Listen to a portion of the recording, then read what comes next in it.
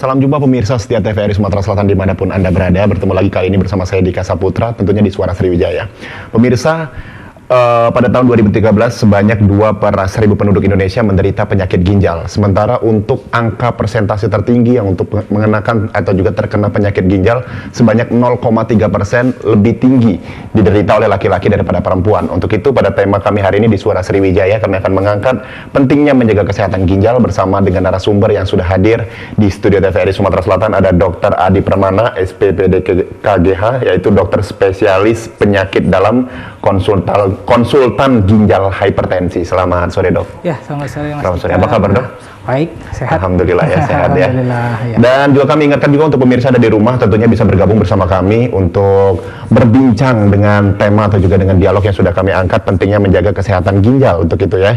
Jadi di 017131144 atau juga di nomor WhatsApp kami di 0812 7340 0080. Jadi kami persilakan juga untuk pemirsa yang ada di rumah untuk bergabung bersama kami. Baik, Dok, sebelum kita berbicara lebih lanjut tentang penyakit ginjal ini, karena memang secara persentase penyakit ginjal ini banyak sekali yang sudah menderita, terutama Indonesia, apalagi di Sumatera Selatan seperti itu, Dok ya. Nah, kita harus mengetahui terlebih dahulu, sebenarnya apa penyakit ginjal ini, Dok? Iya, jadi penyakit ginjal itu ya, sebelumnya tapi saya terangkan dulu bagaimana pentingnya organ ginjal itu ya. Jadi organ ginjal itu pada tubuh manusia itu berfungsi sangat penting ya. Jadi yang pertama dia akan mengeluarkan atau membuang misalnya cairan-cairan yang sudah kita minum, misalnya kita minum sehari-hari ya kan, air putih dan macam-macam. Nah, itu akan diserap oleh tubuh dan sisanya akan dibuang gitu ya. Nah, jadi yang tidak terpakai itu akan dibuang. Dan juga sisa-sisa metabolisme makanan ya, misalnya protein, makanan yang kita sehari-hari ya, setelah diolah di tubuh diserap ya.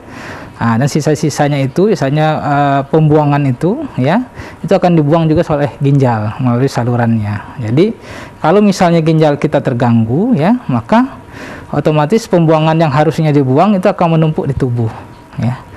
Dan cairan-cairan juga yang harusnya dibuang akan menumpuk di tubuh, dan itu akan menimbulkan gejala-gejala ya, misalnya sesak napas ya, atau misalnya karena racun-racun yang numpuk itu akan membuat badan lemah, lesu gitu ya, sampai malah yang berat bisa sampai penurunan kesadaran ya. Nah, jadi kita melihat bahwa fungsi ginjal itu sangat penting ya. Yang ginjal itu sendiri biasanya dia akan mengalami gangguan karena berbagai macam hal ya. Tapi yang terbanyak ya di dunia dan di Indonesia sebenarnya salah satunya adalah karena penyakit-penyakit kronis ya. Artinya penyakit bawaan dari pasien ya, seperti itu ya. Jadi maksudnya penyakit-penyakit yang kronis itu biasanya penyakit-penyakit yang menahun. Jadi biasanya pasien-pasien kita atau masyarakat sering kan mengalami misalnya penyakit kronis seperti darah tinggi, misalnya, gampang kan. Terus penyakit kencing manis gitu ya. Nah, jadi penyakit-penyakit itu sering menimbulkan komplikasi terhadap ginjal ya, sehingga menyebabkan penyakit ginjal ya. Nah, jadi memang sangat penting untuk pasien-pasien yang mengalami penyakit kronis seperti hipertensi, terus kencing manis ya, terus mungkin ada batu ginjal ya, atau gangguan prostat ya, itu untuk selalu mengevaluasi atau memeriksa misalnya fungsi ginjalnya secara teratur ya. Apakah sudah terjadi gangguan di ginjal tersebut atau belum gitu. Oh gitu. Jadi memang dilihat dari penyakitnya juga terlebih dari seperti itu, Dok ya. Iya. Dilihat penyakit. Biasanya yang paling rentan untuk terkena penyakit ginjal, penyakit menahun seperti apa, Dok? Iya, kalau menurut data-data yang sudah ada ya, itu yang paling terbanyak di Indonesia adalah penyakit darah tinggi atau hipertensi ya? Yang menyebabkan. Kenapa itu darah tinggi bisa menyebabkan masuknya ke ginjal? Iya. Nah, jadi seperti kita ketahui hipertensi itu biasanya memang sebagian besar memang disebabkan oleh faktor ini ya, faktor gen ya namanya. Jadi faktor gen, ada sel-sel di dalam tubuh kita yang fungsinya untuk mengendalikan tekanan darah supaya normal. Nah, gen itulah yang terjadi gangguan ya, sehingga cenderung tekanan darah menjadi tinggi, sehingga aliran darah ke organ-organ tubuh kita ya akan berkurang gitu ya.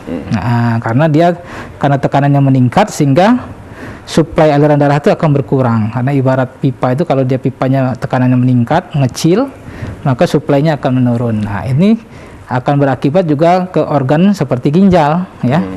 Apabila dalam waktu jangka panjang tekanan darah yang meningkat itu menyebabkan suplai ke ginjal akan menurun, sehingga lama-kelamaan sel-sel ginjal itu akan mengalami penurunan fungsi.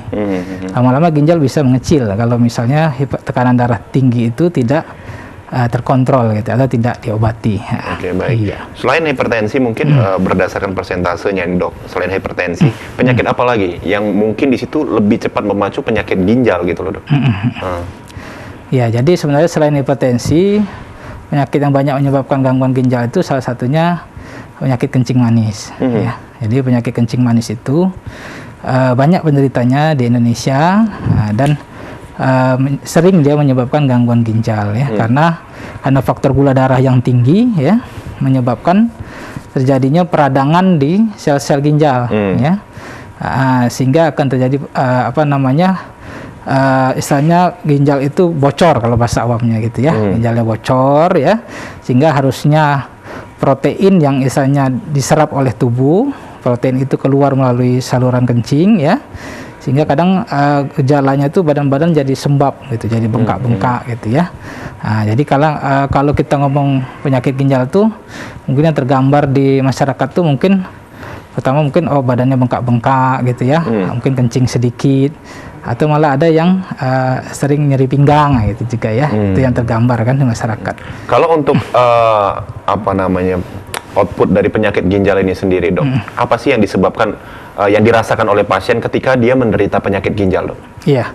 Nah, ini memang salah satu gejala dari ginjal itu, ya. Kenapa ini kadang-kadang pasien itu tahu dia menderita penyakit ginjal itu kadang-kadang pada sudah stadium akhir, ya. Kenapa? Karena memang gejala penyakit ginjal ini memang kurang khas, ya, pada awal-awal. Iya, kurang spesifik pada awal-awal dia terjadi gitu, ya. Nah, pas sudah terjadi gejala yang berat, ya, misalnya di tahap akhir dari penyakit ginjal baru gejalanya muncul gitu, ya, baru diperiksa fungsi ginjalnya ternyata sudah menurun jauh. Misalnya gejala yang kalau penyakit ginjal yang udah berat itu misalnya tadi bisa gejala sesak nafas karena kelebihan cairan, ya, karena cairan itu tidak bisa dikeluarkan karena fungsi ginjal menurun. Terus bisa juga penurunan kesadaran, ya, karena racun-racun yang harusnya dibuang oleh ginjal dia akan menumpuk di tubuh, ya, sehingga akan berakibat juga ke saraf-saraf di otak gitu, sehingga pasiennya tidak sadar, kadang kejang-kejang gitu, ya. Nah, itu sudah memang gejala yang berat. Karena dia tidak terdeteksi secara dini, maka sangat penting misalnya pada pasien-pasien penyakit kronis seperti hipertensi atau kencing manis, ya, atau batu ginjal gitu, ya, itu untuk memeriksa fungsi ginjalnya secara rutin gitu. Oh, seperti itu. Nah, jadi jangan nunggu ada keluhan baru gitu, ya. Diperiksa, gitu. Kalau seumpamanya untuk anak muda ini, Dok, ya, untuk anak muda sendiri yang memang mungkin tidak terlalu mempunyai penyakit menaun seperti itu kan, kadang-kadang tidak terasa nih, Dok. Apa mungkin nggak kalau semua penyakit ginjal ini menyerang anak muda seperti itu? Ya, bisa aja. Jadi memang seperti kita ketahui kan, ginjal itu juga berperan untuk mengatur cairan tubuh gitu, ya. Nah, jadi kalau misalnya cairan tubuh kita kurang gitu, ya, misalnya istilah ininya dehidrasi gitu, ya. Misalnya dia kurang minum gitu, ya. Jadi selalu minum kurang dari yang dianjurkan gitu, ya. Nah, maka badan akan menjadi lemas gitu, ya, dan cairan yang dibutuhkan oleh ginjal itu untuk istilahnya bekerja itu juga sebentar, Dok. kurang. Kita angkat telepon terlebih dahulu. Baik. Selamat siang, dengan siapa di mana? Selamat siang. Hai, selamat siang Bapak. Dengan siapa di mana, Pak? Dengan Pak Ardo, Mas Dika. Baik, Pak Ardo. Silakan dengan pertanyaannya, Pak Ardo. Ya, saya ingin menanyakan kepada Pak Dokter. Ya. Saya kan punya adik ada kena ginjal. Katanya diduga kena autoimun. Itu bagaimana Pak Dokter kaitannya? Autoimun sama ginjal. Terima kasih Pak Dokter. Terima kasih Bang Dika. Baik, terima kasih tentunya Pak Ardo tadi, ya. Ya, terima itu kasih, tadi Bapak. tentang pertanyaannya, Ya. autoimun, ya kan? Autoimun kena ginjal juga itu gimana? Ya. Ada nggak kaitannya, Dok? Iya. Jadi seperti kita ketahui tadi memang banyak penyakit yang bisa menyebabkan gangguan ke ginjal. Memang tadi yang terbanyak sudah saya sebutkan ya hipertensi sama kencing manis ya. Tapi ada beberapa penyakit lain yang juga dapat menyebabkan gangguan ginjal. Contohnya tadi penyakit autoimun ya. Jadi penyakit autoimun itu adalah suatu penyakit ya di mana sel-sel pertahanan tubuh kita atau antibodi tubuh kita itu menganggap ginjal kita itu sebagai suatu benda asing gitu ya. Sebagai benda asing sehingga dia menyerang ke ginjal tersebut gitu ya. Harusnya kan dikenali oh ini organ kita sendiri, jadi bukan musuh gitu kan ya.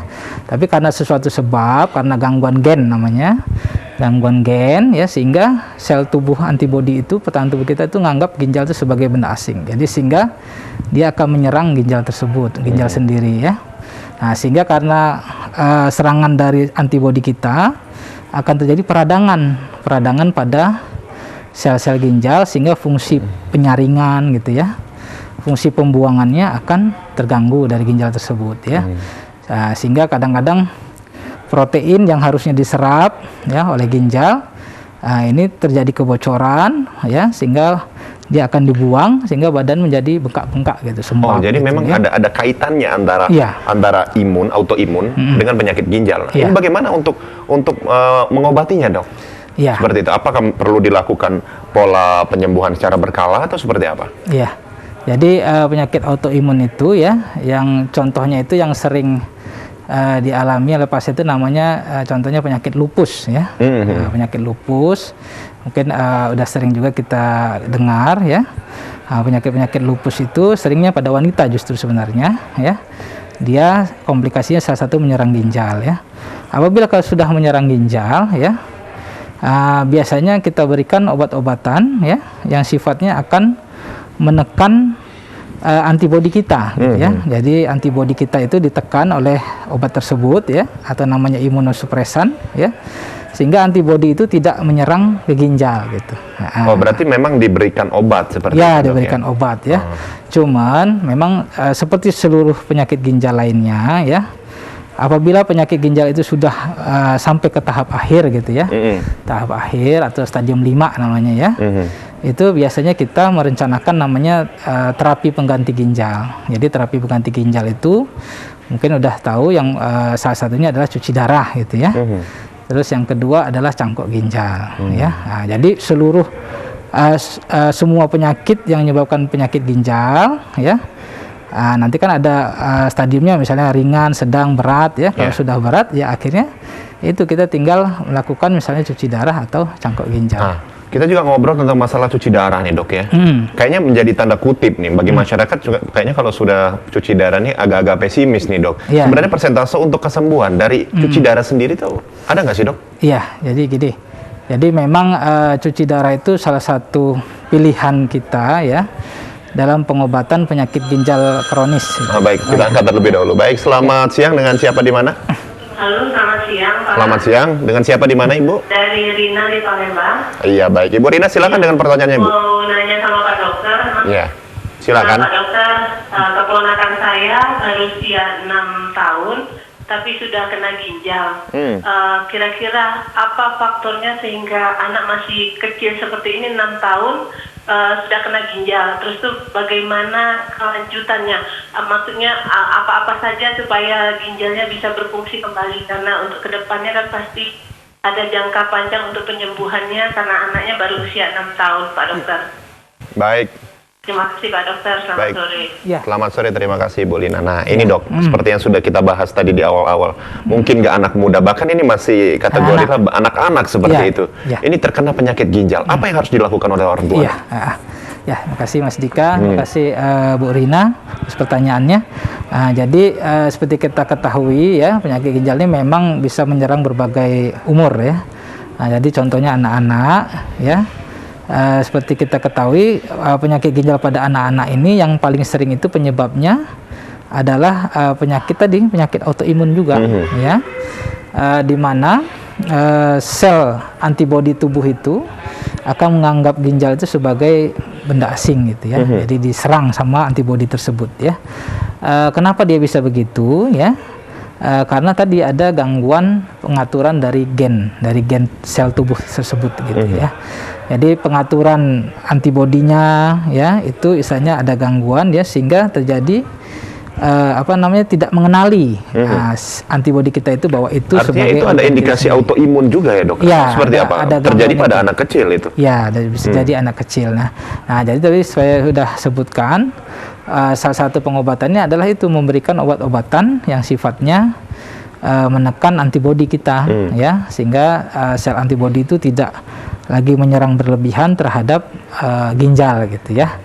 Nah, kalau misalnya bagaimana kelanjutannya ya, biasanya sih tergantung jenis-jenis penyakit autoimunnya gitu ya. Misalnya nanti kalau di rumah sakit itu akan diperiksa lebih lanjut. Nah, jadi ada yang jenis-jenisnya memang yang dengan pengobatan yang istilahnya yang rutin ya, pengobatan yang cukup, adekuat ya, biasanya akan hasilnya fungsi ginjalnya akan membaik gitu ya. Nah, jadi memang tergantung jenis-jenisnya gitu. Nah, nanti ada jenis-jenisnya, dan kita juga akan juga mengetahui nih, Dok, beberapa mungkin juga start tadi autoimun yang menyebabkan penyakit ginjal. Kemudian kita tadi belum selesai juga tentang cuci darah seperti itu, yang mungkin juga masyarakat perlu tahu lah seperti itu, persentase dari keberhasilan cuci darah itu seperti apa. Cuma nanti Dok jawabnya ya, karena kita akan komersial break terlebih dahulu. Jadi pemirsa jangan kemana-mana, tetaplah bersama kami tentunya di Suara Sriwijaya. Ya.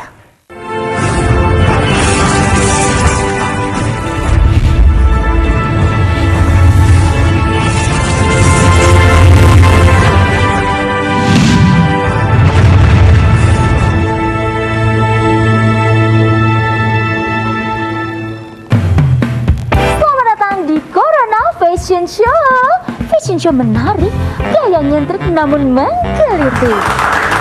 Kita sambut peserta pertama kita dengan tema anti kuman, antibakteri, dan antivirus. Selalu mencuci tangan dengan air yang mengalir sebelum dan sesudah melakukan aktivitas atau menggunakan hand sanitizer.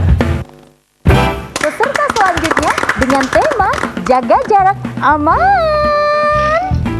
Jaga jarak minimal 1 meter saat berbicara dan beraktivitas. Jarak boleh jauh, tapi hati kita tetap bersatu. Peserta yang terakhir dengan tema anti percikan air dan debu. Masker dan face shield dapat melindungimu. Terima kasih telah membantu mencegah penularan COVID-19 menuju Indonesia sehat. Jalani hari dengan 3 wajib. Wajib iman, wajib aman, wajib imun. Berolahraga, riang gembira, mencegah kita jatuh sakit. Makanan bergizi tiap hari, tidur cukup itu pasti. Dan janganlah panik, berdoa tiada henti. Wajib iman, aman, imun. Pakailah maskermu, jagalah jarakmu, cuci tanganmu selalu. Kita raih bahagia dengan iman, aman, imun. Badan sehat, bangsa kuat. Kita raih bahagia dengan iman, aman, imun. Badan sehat, bangsa kuat. Di masa-masa pandemi kayak gini, jangan lupa untuk rajin cuci tangan ya, Pak.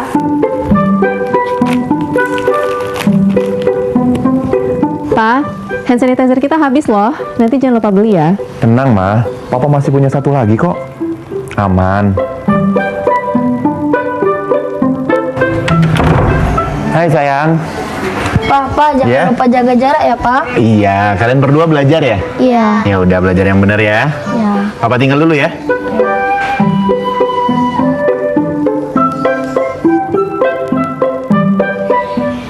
Tuh kan, Pak. Anaknya udah ingetin jaga jarak, maskernya juga jangan lupa dipakai dong. Makasih ya, Ma. Maskerku, maskermu melindungi kita. Mas, Pak, dengan menjaga jarak kita tetap bersatu. Sekarang siapa yang mau pakai hand sanitizer? COVID-19 dapat dicegah dengan 3M, memakai masker, mencuci tangan, dan menjaga jarak.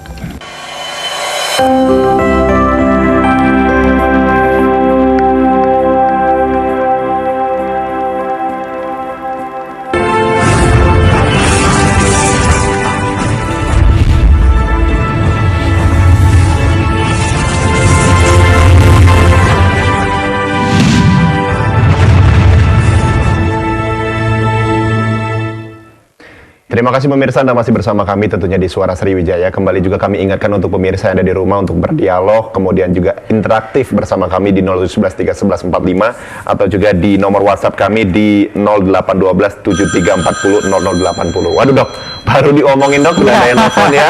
Baik, selamat siang, dengan siapa di mana? Siang, Ibu dengan siapa di mana, Bapak? Halo? Halo? Ya, selamat siang, dengan siapa di mana? Iya, dengan Ibu Cantika di Palembang. Baik, Ibu Cantika, silakan Ibu dengan pertanyaannya. Iya, dokter mau tanya, kalau misalnya kita itu sudah setiap tes itu SGPT sama SGOT kita itu ini level ya, itu selalu tinggi gitu ya. Padahal setiap hari itu kita sudah minum vitamin hati. Sebenarnya sudah dibilangin fatty liver ya, tapi udah minum vitamin hati, tapi ternyata SGOT SGPT-nya masih nggak turun-turun. Itu gimana ya dok ya? Baik, segitu aja Bu Cantika. Iya. Baik, terima kasih Bu Cantika. Iya, terima kasih.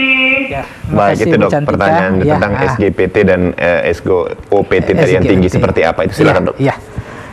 Jadi seperti kita ketahui, jadi SGPT itu adalah gambaran sebenarnya dari fungsi sel hati gitu ya. Jadi penyebab kenapa sel hati itu terganggu memang ada berbagai sebab ya. Misalnya ada radang hati atau hepatitis ya. Terus yang salah satu yang sering juga akhir-akhir ini nih perlemakan hati ya. Tadi Ibu Cantika juga udah bilang ada fatty liver ya. Fatty liver itu perlemakan hati. Nah, kita ketahui ternyata lemak yang berlebihan itu atau misalnya kegemukan, lemak berlebihan ternyata ada efek terhadap sel hati gitu ya. Nah, sehingga timbul lemak-lemak itu menumpuk di jaringan hati ya. Sehingga fungsi sel hati akan terganggu ya. Nah, pengobatannya bagaimana ya? Tadi mungkin Bu Cantika juga udah minum vitamin hati gitu ya. Vitamin hati seperti itu. Yang fungsinya untuk menurunkan atau memperbaiki fungsi sel hati. Nah, juga yang paling penting sebenarnya sebabnya karena kan perlemakan ya. Jadi kita harus mengurangi lemaknya juga gitu. Ya, misalnya kita harus menurunkan konsumsi dari lemak yang berlebihan gitu ya. Kita periksa darah misalnya laboratorium berapa kadar kolesterol kita ya, kadar lemak kita, dan apabila tinggi harus kita obati gitu ya. Jadi itu salah satu langkah juga untuk menurunkan SGPT yang tinggi itu. Jadi kita harus memeriksakan atau mengevaluasi dari kadar lemak tubuh kita gitu. Baik, jadi sebenarnya masalahnya di kadar lemak seperti itu harus dikurangi ya. Ya, itu juga berkaitan dengan SGPT yang tinggi itu ya. Oke, baik. Kemudian juga kita balik lagi ke topik kita tadi dok, tentang masalah juga kesehatan ginjal seperti itu. Kita juga pengen tahu seperti apa sebenarnya pola hidup dari pasien yang menderita ginjal ini harusnya seperti apa agar terhindar dari penyakit ginjal dok? Iya, jadi kalau pola hidup yang bagus gitu ya. Jadi kita harus bedakan dulu. Yang pertama misalnya yang belum menderita penyakit ginjal gitu ya. Yang kalau belum menderita penyakit ginjal, justru memang dianjurkan harus minum ya air putih yang cukup misalnya ya. Minum air putih yang cukup itu kadarnya berapa dok? Atau 1 liter kah? 2 liter kah? Atau seperti apa? Biasanya kan memang ada kadarnya. Kalau berat badan rata-rata tuh yang sekarang kan mungkin rata-rata sekitar 60 kiloan gitu ya. Nah, itu memang sebaiknya dianjurkan sekitar 2 liter ya. 2 liter. Atau gampangnya 8 gelas lah air putih gitu ya. Berarti itu juga ada kaitannya dengan berat badan ya dok ya? Berapa liter kecukupan air dalam tubuh kita gitu itu ya? berbeda-beda, tapi kan rata-rata kita anggaplah sekitar 60 ke atas itu ya kita anjurkan segitu gitu ya. Yang sesuai dengan berat badannya. Jadi kenapa itu penting ya? Karena sel-sel tubuh kita itu masuk organ ginjal kita akan memerlukan cairan yang cukup gitu untuk sebagai dia untuk berfungsi secara baik lah misalnya ya. Apabila kita kekurang cairan atau dehidrasi, ya sebenarnya tidak hanya ginjal ya, tapi semua organ tubuh kita juga bekerjanya tidak akan maksimal gitu. Baik, ya. Berarti memang kaitannya di air putih tadi. Ya, air putih dan juga kita ada kebiasaan misalnya kadang-kadang kita suka menahan buang air kecil gitu ya. Misalnya udah tanggung gitu ya, jadi ditahan tanggung, dulu. Biasanya udah di ujung cuma tanggung gitu ya. Nah, itu juga sebenarnya juga memudahkan terjadinya infeksi, infeksi saluran kemih gitu ya. Nah, ini juga kebiasaan ini juga harus kita hilangkan gitu ya. Jadi supaya kita mencegah jangan sampai gampang terjadi infeksi saluran kemih. Tapi kalau yang pasien yang yang sudah terkena penyakit ginjal itu lain lagi. Kadang-kadang kita melihat derajat berat ringannya penyakit ginjalnya gitu kan. Mungkin yang penyakit ginjal yang sudah berat ya justru harus dibatasi cairan masuk ke dalam tubuh. Jadi minumnya mungkin hanya 750 cc sehari gitu. Jadi dibatasi sesuai kemampuan dia buang air kecilnya. Jadi kalau buang air kecilnya sudah sedikit, ya minumnya juga disesuaikan gitu.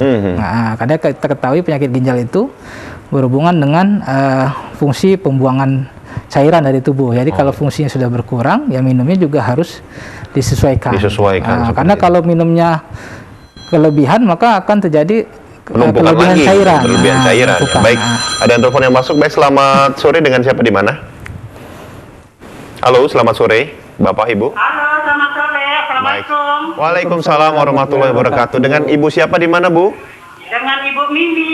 Ibu Mini, di mana Ibu Mini? Di Oku. Oke, baik, silakan pertanyaannya Ibu Mini. Selamat sore, dokter. Ya, selamat sore, Ibu. Iya, Dok. Kita mau tanya nih, Dok. Ya, Ibu, silakan. Tentang baik. Dok, masalah perawatan ginjal, Dok ya. Halo, dokter. Iya, halo Ibu Nini. Silakan, Ibu. Ya. Silakan, Ibu. Ya, silakan, Ibu. Halo, Bu. Perawatan ginjal kenapa, Bu? Ya. Ibu Nini. Ya, silakan, Ibu. Silakan dengan pertanyaan Ibu Nini. Halo, Ibu Nini. Iya, halo. Silakan dengan pertanyaannya, Ibu. Ya, kita nanya tentang untuk perawatan ginjal, Dok. Kadang-kadang kan tiba-tiba dia sudah berumur, tahu-taunya divonis ginjal. Mungkin perawatan sederhana untuk mengetahui kesehatan ginjal itu apa yang utama. Terus kalau katanya kurang minum itu kena ginjal. Terus tapi kalau sudah usia katanya kebanyakan minum juga bisa memicu ginjal. Benar nggak ada, dokter? Oke, baik Ibu. Ya. Segitu aja, Bu. Itu aja, dokter. Makasih. Baik, sama-sama. Terima kasih Ibu Nini. Waalaikumsalam Waalaikumsalam warahmatullahi wabarakatuh. ya. Baik. Ya. Itu tadi tentang pertanyaannya seperti apa cara merawat ginjal ketika sudah berumur gitu, Dok ya. Kemudian juga mitosnya kalau semuanya sudah berumur kebanyakan minum air malah kena ginjal juga. Itu seperti apa sebenarnya, Dok? Iya, iya. Terima kasih Bu Nini tadi ya. Terima kasih atas pertanyaannya. Jadi memang ya semakin meningkat usia kita juga memang fungsi-fungsi organ tubuh kita juga akan menurun sebenarnya. Benar. Ya. Jadi seperti kita ketahui, jadi salah satunya ya fungsi organ ginjal kita juga seiring usia itu akan menurun. Melemah gitu ya, Dok ya. Nah, tapi memang tidak sampai tidak sampai terjadi gangguan berat, tapi agak menurun. Jadi istilahnya dibandingkan yang dewasa muda, pasti fungsi ginjalnya akan ada perbedaan sedikit gitu ya. Tapi masalah apakah banyak minum atau sedikit minum itu terjadi perbedaan, sebenarnya itu tidak juga gitu ya. Jadi pada usia lanjut, misalnya usia 60 tahun ke atas ya, kalau usia lanjut ini tetap kita anjurkan tetap minum yang cukup gitu ya, sekitar 8 gelas sehari ya. Cuman yang penting kita sadari bahwa pada usia lanjut ini kadang-kadang sudah ada berbagai macam penyakit kronis atau penyakit menaun ya. Jadi misalnya ada darah tinggi, ada kencing manis, dan penyakit jantung gitu ya. Nah, penyakit-penyakit inilah justru yang kadang membatasi gitu. Misalnya ada penyakit jantung gitu ya. Nah, justru kalau kebanyakan cairan dia akan timbul gangguan di jantungnya, karena jantung ini sudah mungkin lemah karena minum berlebihan, maka sesak gitu ya. Berarti porsi yang pas untuk mereka yang sudah berumur seperti apa untuk menjaga ginjalnya agar tetap sehat, Dok? Ya, jadi seperti tadi tetap harus cukup minum air putih ya. Mungkin bisa aja agak dikurangi, misalnya antara 6 sampai 8 gelas misalnya ya. Kalau misal berat badannya kurus ya mungkin jangan terlalu berlebihan juga gitu ya, sampai 8 gelas, mungkin 6 gelas juga boleh, cukup ya. Dan juga harus disadari pada usia lanjut itu sudah ada penyakit-penyakit kronis ya. Nah, penyakit kronis itu juga harus dievaluasi secara berkala gitu ya. Apakah sudah ada komplikasi ke ginjalnya gitu. Jadi yang pertama cukup minum ya. Yang kedua apabila ada penyakit kronis harus evaluasi kondisi penyakitnya itu secara rutin gitu. Nah, dan yang ketiga pasti kalau dia ada penyakit kronis harus minum obat secara teratur yang dianjurkan dokter. Seperti itu ya, Dok. Ya. Nah, kemudian juga berbicara tentang minum obat nih, Dok ya. Mitosnya kan di luar sana kalau semuanya minum obat, air putihnya kurang itu bisa nyangkut di ginjal. Itu benar nggak sih, Dok? Seperti apa, Dok? Ya, terima kasih, Mas Dika. Jadi memang yang tersebar mitos di masyarakat ini memang banyak minum obat ini ada nyangkut di ginjal, gangguan ginjal gitu ya. Benar, nanti ginjalnya rusak gitu ya. Nah, ya. Jadi memang hal ini sebenarnya berkaitan ya, kita berpandangan ginjal itu fungsinya untuk membuang racun ya. Jadi obat itu kadang-kadang ada yang menganggap obat-obat yang berlebihan itu sebagai racun dari tubuh. Kalau misalnya dia berlebihan maka ginjalnya juga akan terkena racun tersebut kan, kira-kira gitu ya.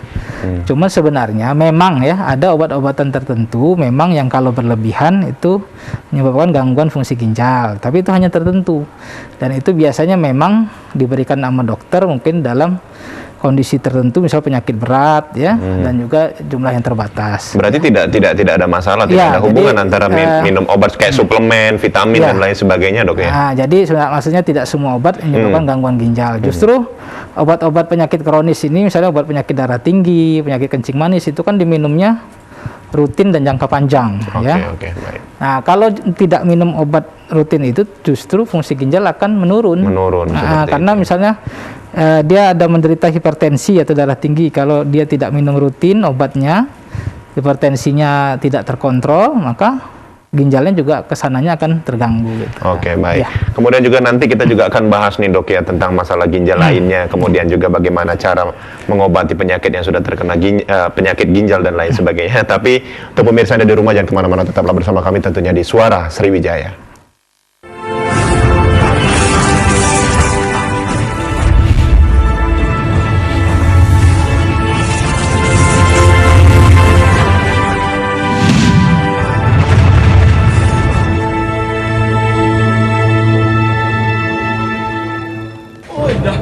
Tidak ngerti galo, hidup nih lagi bahaya ini nih. Nah, iya. Ini ngaku nalang tak corona nih. Nah, hati-hati, jago jarak. Nah, kau ponaan. Ponaan. Jago jarak. Tidak, apa dia? Jago jarak, setengah meter, semeter. Tidak ngerti nah. Cuci tangan. Makan apa? Ini lagi zaman corona. Kau udah ngerti di corona. Bahaya kita nih. Harus jago kesehatan itu lah dari pemerintah lah dianjur. Hati-hati pemerintah mau ember, mau sapu, mau kantong asoy. Ini nih untuk nyago jarak. Nah, laku mamang ngukur nah. Nah, Mang Abi nah. Nah, semeter, jago jarak. Kamu juga jago jarak. Jadi kamu mau ini terus? Iya harus.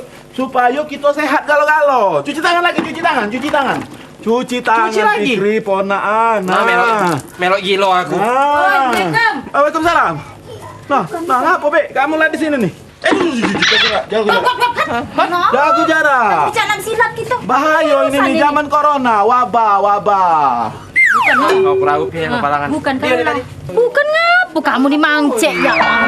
Kamu hidup nih sekarang nih kita lah di era namanya ada virus COVID. Nah, jadi harus jago jarak, jago kesehatan, jago kebersihan. Sama uang juga harus pakai ini apa? Penutup wajah, tameng wajah. Nah, kemana kamu nih ngilang kali? Masih. Untuk menghindari corona ini kita ini harus menerapkan 4M. Nah, bukan 4 miliar. Bukan 4 miliar. Mana itu? 4M itu yang pertama adalah mencuci tangan. Nah, tahulah tidak. Jadilah. tidak pula nak berbasuh. Tidak pula nak berbasuh. Kalau balik cuci tangan lagi. Yang kedua itu memakai masker. Nah, lo ini. Mana tadi masker aku? Nah, lo ini. Pakai masker. Kalau kamu pakai ini, kerawapan hawa kamu dewet lah. Nah, 3M yang ketiga itu menjaga jarak. Inilah jago jarak. Kira-kira wae. Yang terakhir 4M itu ialah menghindari kerumunan. Nah, tidak boleh berparah-parah nih ya. Nah, kalau kamu pakai ini ado-ado kamu malah mati pengep.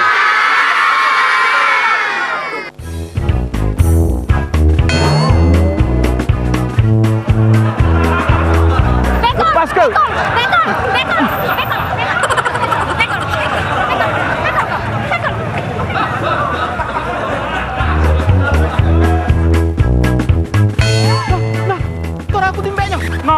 Nah, ada kata isi bu. Maling! Hai dah. Aku yang kemalingan.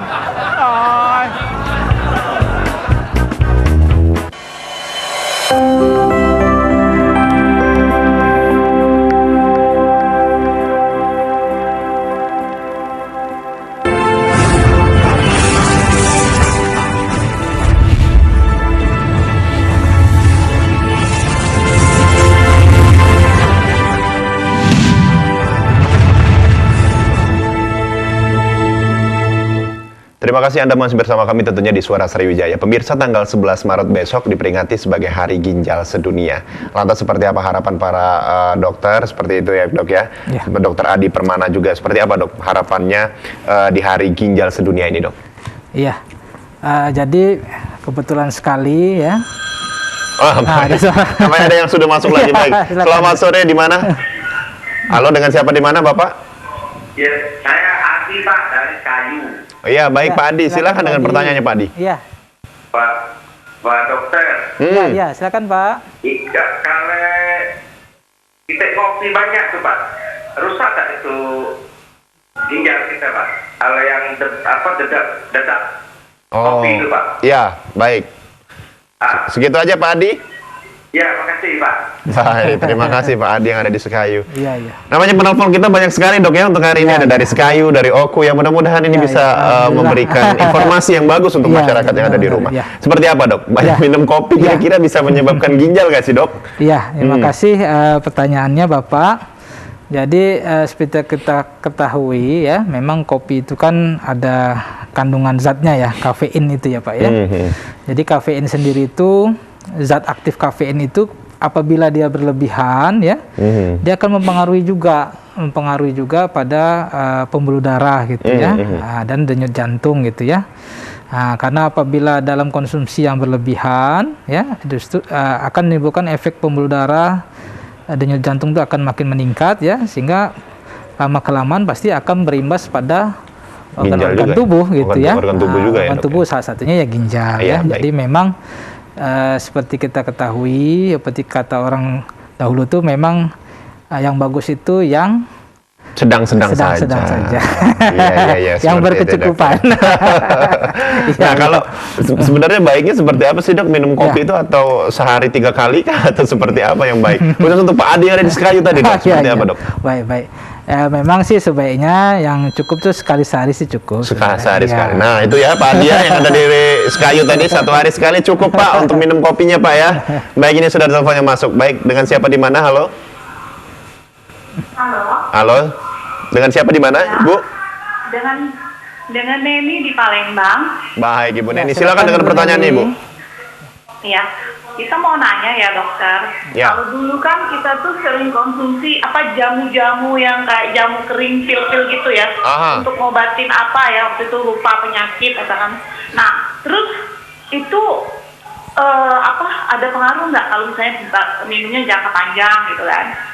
Nah, terus satu lagi ada jamu-jamu, kita minum jamu tradisional berapa kali kan minum, terus ada yang ngomong karena minum jamu tradisional kayak jamu kunyit, minyak asam atau jamu kencur, nah itu katanya bisa ini jadi sakit ginjal gitu dokter untuk jangka panjang. Nah itu benar apa enggak ya dokter? Karena kalau jamu tradisional dengan jamu yang racikan yang itu diracik jam yang pakai kotak-kotak kemasan itu ada pengaruhnya nggak bagi kesehatan ginjal gitu? Baik, segitu aja Bu Neni. Iya. Baik, terima kasih Bu Neni ya. Iya. Nah ini banyak dok, tadi sudah minum kopi ya, kemudian juga ini ada jamu dok. Udah minum kopi, minum jamu, udah ya. Bagaimana dok tanggapannya? Ya, terima kasih Mas Dika, terima kasih Ibu atas pertanyaannya. Ya, jadi memang jamu itu kita ketahui memang adalah warisan tradisional kita ya, memang itu sudah turun-temurun ya. Jadi memang yang penting tadi saya udah katakan juga, yang penting kita tidak berlebihan gitu ya. Tidak berlebihan itu maksudnya misalnya kalau misalnya jamu-jamu yang kemasan gitu itu lebih gampang. Jadi biasanya di kemasan itu ada aturan pakainya aturan kan. Pakai Misalnya itu. 1 kali sehari atau gimana ya, harus memang tetap sesuai dengan anjuran pada kemasan tersebut ya. Kalau misalnya kayak kunyit atau ya asam gitu ya tidak apa-apa ya, asalkan tidak berlebihan ya. Misalnya konsumsi sekali sehari, 1 gelas gitu ya. Jadi memang sah-sah saja seperti itu. Ya boleh ya, tapi yang penting semuanya sebenarnya kan kita makanan minuman ini ya asalkan dia halal tidak masalah, asal tidak berlebihan. Oke, baik. Jadi semuanya tidak berlebihan, insya Allah aman seperti itu dok ya. Oke, baik juga tadi seperti yang obrolan kita yang terputus tadi nih dok ya, tentang tanggal 11 Maret ini diperingati sebagai Hari Ginjal. Seperti apa Anda memandangnya dok? Iya, jadi kebetulan sekali bertepatan pas kita berbincang-bincang di TVRI ini, tanggal 11 itu diperingati sebagai Hari Ginjal Sedunia. Untuk tahun ini temanya itu adalah Living Well with Kidney Disease ya. Jadi bahwa pasien-pasien yang mengalami penyakit ginjal ya, jadi biarpun dia sudah misalnya cuci darah rutin gitu ya, atau pasien yang sudah mengalami tindakan cangkok ginjal ya, harus tetap menjalani aktivitas hidup sehari-hari dengan berkualitas gitu ya. Jadi jangan sampai karena penyakit ginjal itu kualitas hidupnya makin menurun gitu ya. Nah, jadi bagaimana kita bisa mencapainya itu? Yang pertama ya pasti kita harus mengikuti anjuran-anjuran sesuai dokter gitu ya. Misalnya kalau udah penyakit ginjal pasti kan ada kontrol rutin ke rumah sakit atau ke dokter ya. Jadi kita harus rutin mengikuti nasihat dari dokter, misalnya minum obat teratur yang paling penting kan ya. Terus yang kedua untuk penyakit-penyakit kronis ya, supaya kita tidak tidak mengalami komplikasi penyakit ginjal, harus kita deteksi secara dini. Jadi misalnya evaluasi rutin komplikasi-komplikasi seperti tadi penyakit ginjal. Jadi kita rutin periksa misalnya per 3 bulan gitu ya fungsi ginjalnya ya. Jadi dengan deteksi dini kita bisa tahu sejak awal gitu ya, apakah sudah mengalami komplikasi penyakit ginjal atau belum ya. Terus tadi berkaitan dengan pertanyaan tadi Mas Dika masalah cuci darah gitu cuci darah tadi dok ya. Ini juga berkaitan. Jadi kita juga harus menyadari ya, cuci darah itu adalah sebenarnya tindakan terakhir ya yang kita ambil pada pasien-pasien penyakit ginjal, dikarenakan fungsi ginjalnya itu misalnya sudah mengalami perburukan gitu ya.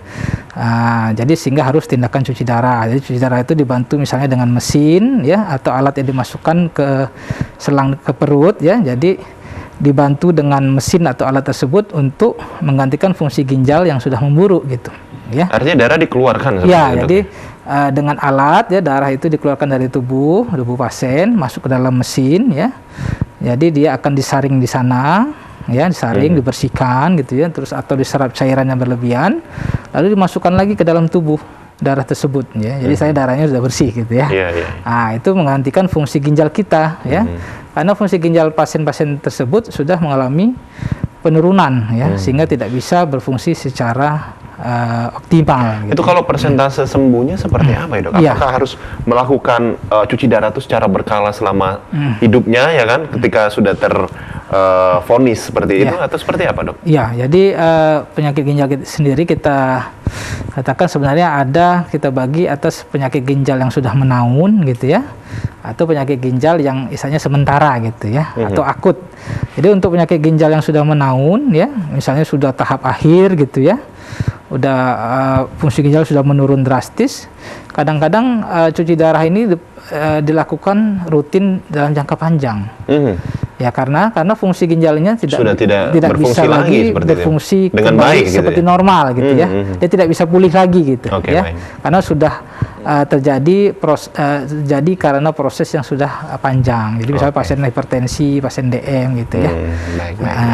Berarti harus digantikan dengan mesin Ya, seperti itu, Dok. Nah, kecuali pasiennya itu dilakukan tindakan cangkok ginjal. Nah, kalau kita ngomong juga masalah cangkok ginjal nih, Dok, ya, seperti apa nanti mekanismenya, kemudian juga apa manfaat dari cangkok ginjal ya.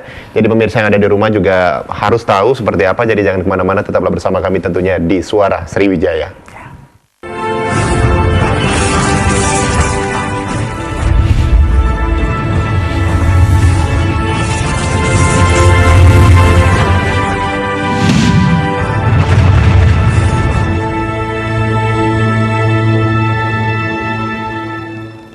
Di masa-masa pandemi kayak gini, jangan lupa untuk rajin cuci tangan ya, Pak.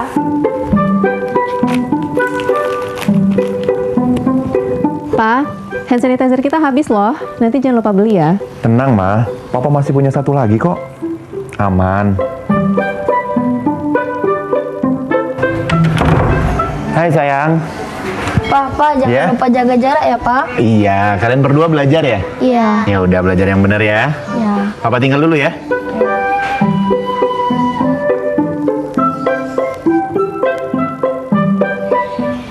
Tuh kan Pak, anaknya udah ingetin jaga jarak, maskernya juga jangan lupa dipakai dong. Makasih ya, Ma. Maskerku, maskermu melindungi kita. Ma, Pak, dengan menjaga jarak kita tetap bersatu. Sekarang siapa yang mau pakai hand sanitizer? COVID-19 dapat dicegah dengan 3M, memakai masker, mencuci tangan, dan menjaga jarak. Selamat datang di Corona Fashion Show. Fashion show menarik, gaya nyentrik namun menggeliti. Kita sambut peserta pertama kita dengan tema anti kuman, antibakteri, dan antivirus. Selalu mencuci tangan dengan air yang mengalir. Sebelum dan sesudah melakukan aktivitas. Atau menggunakan hand sanitizer. Peserta selanjutnya dengan tema jaga jarak aman. Jaga jarak minimal 1 meter saat berbicara dan beraktivitas. Jarak boleh jauh, tapi hati kita tetap bersatu. Peserta yang terakhir dengan tema anti percikan air dan debu. Masker dan face shield dapat melindungimu. Terima kasih telah membantu mencegah penularan COVID-19 menuju Indonesia sehat. Yang dugan, payo, mampir. Dugan, laju. Dah, dugan, mampir. Oh, dah dugan manis main ni. Bangun, oi, dari linggau.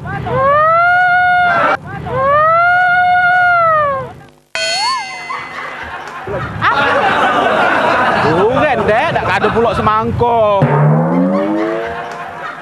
Ini nah, ambil lah. Habis sih bayar aku nih, pengagis juga. Nah, kalau ini 30, ambil lah 30. Ini 250, tak apa-apa.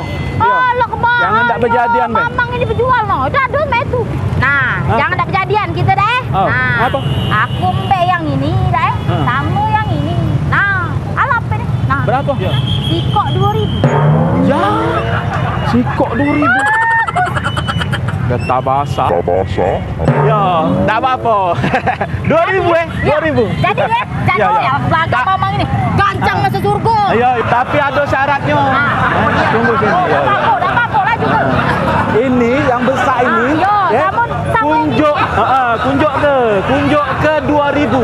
Nah, tapi syaratnya adek tunggu di sini. Apa yuk? Agak mamang ke pojok jembatan Ampera itu. Nah, mamang babit ke dari pojok. Sambut. Dugannya ya, kunjuk ke 2.000. Tak basah.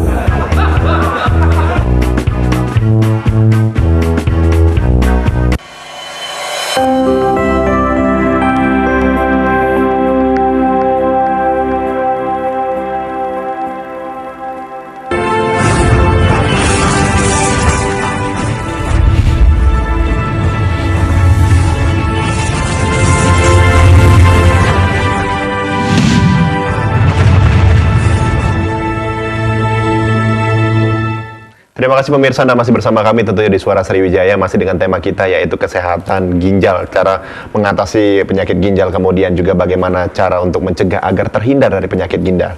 Masih bersama dengan Dr. Adi, tentunya masih ada di studio TVRI Sumatera Selatan, Dok. Ya. Kita tadi berbicara tentang cangkok ginjal. Biasanya ada obrolan gini, Dok. Kalau seumpamanya pengen menaikkan taraf hidup, jual ginjal lu satu deh, gitu kan. Itu seperti apa sebenarnya, Dok, cangkok ginjal ini, Dok? Iya, jadi cangkok ginjal itu adalah salah satu pilihan ya pengobatan penyakit ginjal ya, terutama penyakit ginjal yang sudah berat ya, penyakit ginjal kronis yang sudah berat ya, sehingga diharapkan dengan kita mendapatkan ginjal yang baru misalnya ya, ginjal yang baru, fungsi ginjal itu akan pulih gitu ya. Akan pulih seperti sedia kala gitu ya. Jadi asumsinya ini nanti misalnya ada donor ya, donor yang memberikan ginjalnya ke pasien yang menderita penyakit ginjal. Nah, itu memang masalahnya karena keterbatasan donornya gitu ya. Jadi makanya orang itu misalnya ada yang beli ginjal gitu karena memang susah untuk mencari pendonor gitu, pendonornya. Nah, kalau untuk pendonor sendiri, Dok, hidup dengan satu ginjal, apakah itu bisa tetap hidup seperti biasa atau seperti apa, Dok? Iya, jadi sudah dilakukan penelitian yang sudah lama ya. Jadi memang asalkan ginjalnya masih bagus. Ya, baik, ada telepon yang sudah masuk. Selamat sore, dengan siapa di mana, Bapak, Ibu? Ya, selamat sore, Mas. Baik, selamat sore dengan Bapak siapa di mana, Pak? Saya Sanjaya di Pali. Baik, Pak Sanjaya, silakan dengan pertanyaannya, Pak. Silakan, Pak Sanjaya.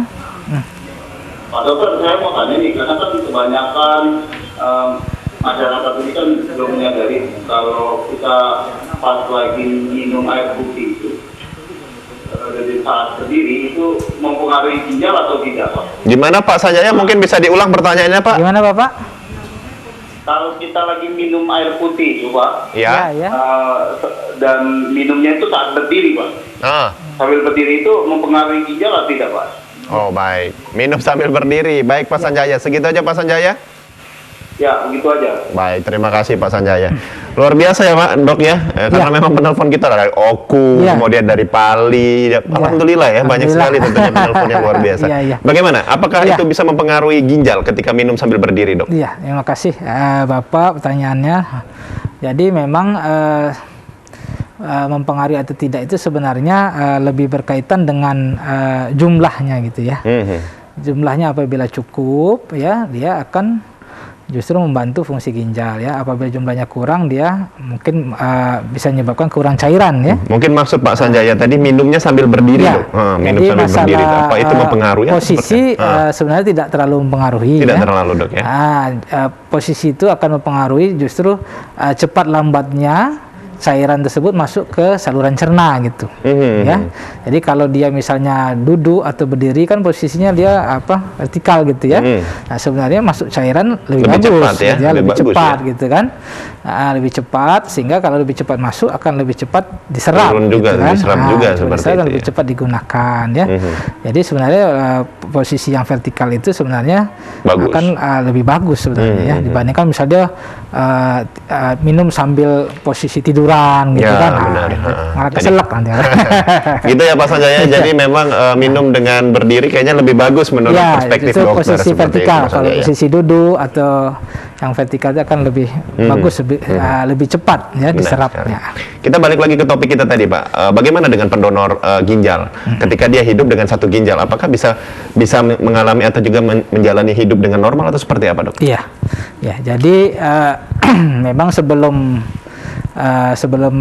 orang itu mendonorkan ya, biasanya akan melewati berbagai pemeriksaan gitu ya, berbagai pemeriksaan yang teliti, detail ya, untuk melihat apakah fungsi ginjal yang pendonor ini berfungsi secara baik gitu ya.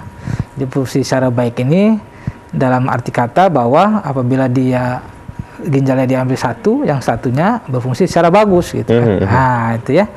Nah, kalau bila dia sudah melewati berbagai pemeriksaan itu dan disimpulkan bahwa fungsinya baik ya, Nah, berarti setelah dioperasi biasanya pasien tersebut tidak ada kendala dalam menjalankan fungsi-fungsi organ tubuhnya, terutama ginjal. Karena itu sudah dilakukan memang penelitian yang dalam jangka panjang itu, karena cangkok ini sendiri sudah dilakukan dalam jangka waktu yang lama ya. Artinya memang kalau semuanya dari kedua ginjal kita ini dua-duanya sehat, aman saja seperti itu, mendonorkan ginjal seperti itu. Kalau efek dalam kehidupan sehari-hari ada nggak dok? Apakah badan terasa lebih lemas atau seperti apa? Ya sebenarnya sih tidak ada efek ya, karena satu ginjal itu dia akan bisa mengkompensasi fungsi ginjal yang lain gitu ya. Nah, jadi sebenarnya tidak akan ada efek yang mengganggu gitu ya.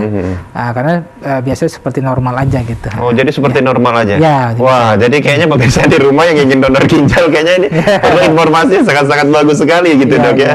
Jadi memang tidak masalah selagi memang dua-duanya atau ginjal kita dua-duanya bagus dengan gitu baik, ya. Oke, baik. Nah, kemudian juga untuk bagi pasien yang sudah menderita penyakit ginjal ini dok, tadi kan dilakukan untuk cangkok, kemudian juga cuci darah. Kalau untuk cangkok sendiri setelah dilakukan cangkok ginjal seperti apa? Sudah bisa menjalani kehidupan seperti biasa atau seperti apa? Apa mungkin ada yang harus dijaga atau seperti apa dok? Ya, jadi memang pasien-pasien yang setelah melakukan cangkok ginjal ya, pada awal setelah tindakan itu pasti kita evaluasi secara ketat gitu ya. Karena yang kita khawatirkan itu biasanya setelah cangkok ginjal itu akan ada namanya reaksi penolakan tubuh gitu ya. Jadi kan seperti kita ketahui kan donor ini kan ginjal dari orang lain ya. Itu bisa dianggap sebagai benda asing sama tubuh kita. Jadi ada yang namanya reaksi penolakan ya. Biasanya reaksi penolakan itu biasanya pasien-pasien itu akan diberikan obat-obat untuk menekan namanya reaksi pertahanan tubuh sehingga dia tidak akan terjadi penolakan tersebut ya. Nah, itu akan dipantau secara ketat ya. Apabila setelah evaluasi ya ternyata fungsi ginjal yang didonorkan itu bisa berfungsi secara baik ya, biasanya kesananya akan berfungsi secara normal. Secara normal ya, seperti itu. Jadi tetap dievaluasi secara berkala gitu ya. Kalau untuk makanan sendiri nih dok ya, makanan sendiri yang bagus untuk kesehatan ginjal kita ada nggak sih dok? Iya, kalau makanan sih sebenarnya tidak ada yang spesifik gitu ya. Penting sebenarnya cukup minum gitu ya. Olahraga juga mungkin berpengaruh ya. Sebenarnya juga maksudnya asalkan kita olahraganya seimbang gitu, maksudnya antara minuman makanan yang masuk seimbang dengan olahraga kita sebenarnya tidak ada masalah. Jadi selagi memang air minum kemudian juga olahraga yang teratur juga, ya, yang penting insya Allah seimbang. Itu bisa melancarkan ginjal kita gitu, seperti menjaga itu, semua organ tubuh kita. Oke, baik. Sekali lagi terima kasih untuk Dr. Adi yang sudah bergabung di Studio TVRI Sumatera Selatan dok, sudah membagikan informasi yang sangat luar biasa. Juga tadi penelpon-penelpon kita yang sudah hadir atau juga sudah bertelepon melalui interaktif kami di 017 311 45. Terima kasih sekali lagi untuk pemirsa yang ada di rumah yang sudah bergabung bersama kami. Sekali lagi saya Dika Saputra mewakili seluruh kerabat kerja bertugas pamit undur diri. Wassalamualaikum warahmatullahi wabarakatuh dan Waalaikumsalam warahmatullahi wabarakatuh.